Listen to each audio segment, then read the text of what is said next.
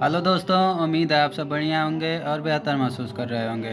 हम लोग पढ़ रहे हैं DLA चतुर्समय सॉल्यूशन प्लान और आज हम लोग देखेंगे DLA चतुर्समय सॉल्यूशन प्लान 4 के बारे में।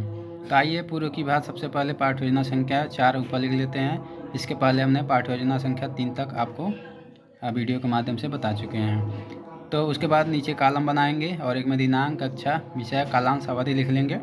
फिर आपका जो प्रकरण है उसको लिख लेंगे। हमारा जो प्रकरण था पृथ्वी का स्थलमंडल था।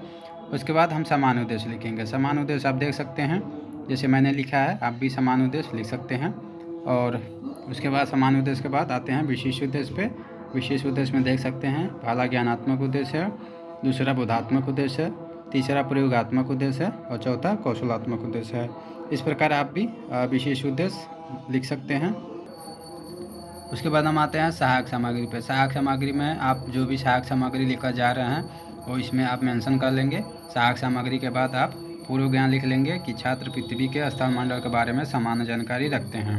पूर्व ज्ञान लिखने के बाद हम आते हैं प्रस्तावना प्रश्न पे।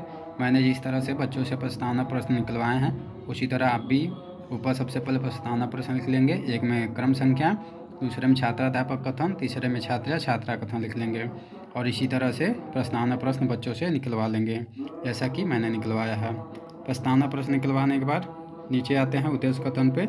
उद्देश्य कथन में बोल देंगे बच्चों आज हम लोग पृथ्वी के स्थलमंडल के बारे में पढ़ेंगे व समझेंगे। उसके बाद आप अपना प्रस्तुतिकरण शुरू करेंगे। प्रस्तुतिकरण के लिए आप 3 कॉलम बना लेंगे। एक में शिक्षण बिंदु, दूसरे में छात्राध्यापक कथन, तीसरे में छात्रा छात्रा कथन। उसके बाद जो भी आपका शिक्षण बिंदु होगा लिख लेंगे और बच्चों से 1-2 प्रश्न पूछ लेंगे प्रस्तुतिकरण करने से पहले। जहाँ पे छात्र मौन हो जाएगा वहाँ से आप अपना स्पष्टीकरण शुरू कर देंगे और स्पष्टीकरण में कौन कौन सी विधि का प्रयोग कर रहे हैं उसको लिख लेंगे और आपके स्पष्टीकरण को छात्र या छात्रा ध्यानपूर्वक सुनेंगे और इस तरह से आप अपना स्पष्टीकरण प्रस्तुत कर सकते हैं। स्पष्टीकरण के बाद जैसे स्पष्टीकरण आपका समाप्त होता है 2 से 3 मूल्यांकन प्रश्न भी पूछ लेंगे जैसा कि मैंने मूल्यांकन प्रश्न पूछा है। उसके बाद आप सैंपल कार्य करेंगे। सैंपल कार्य के लिए हमने बताया सैंपल चार्ट लेकर ऐसे ही आप चिपका लेंगे और सिल्वर कलर के पेन से आप ऐसे लिख लेंगे। तो हमारा जो प्रकरण था पृथ्वी का स्थलमंडल, हमने पृथ्वी के स्थलमंडल को दर्शा दिया है। ऐसे आप भी दर्शा सकते हैं। उसके बाद निरीक्षण कार्य लिखेंगे। निरीक्षण कार्य में छात्र जब सैंपल कार्य को अपनी कॉपी पर लिख रहे होंगे तब छात्राध्यापक कक्षा में घूम घूम कर निरीक्षण कार्य करेंगे। उसके बाद आप बच्चों को गृहकार्य दे देंगे, जो भी गृहकार्य देना है।